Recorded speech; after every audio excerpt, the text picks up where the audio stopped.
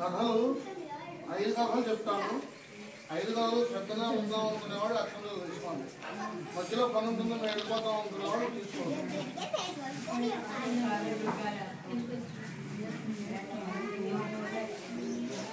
స్వామి నువ్వు మీ వాళ్ళకి సరిపడా అక్షంతలు తీసుకోండి.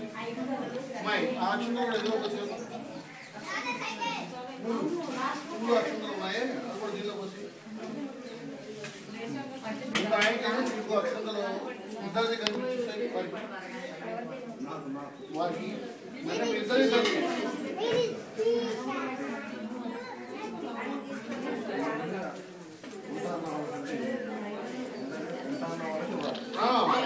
5 కథలు వింటాము వాళ్ళకి.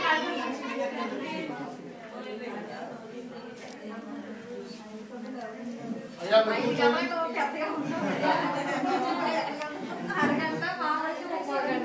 నేను నోటితో చెప్పేస్తానమ్మా, నీ నోటికి వచ్చినాం బాగుందమ్మా. ఖచ్చితంగా ఇక్కడ నుండి మనకి స్వామి కూర్చొని మీరే అమ్మాయి కూడా మీ దగ్గర అక్షంతలు కూర్చోండి. భారతదేశం ప్రపంచ దేశాలన్నింటిలోకి కూడా వినండి,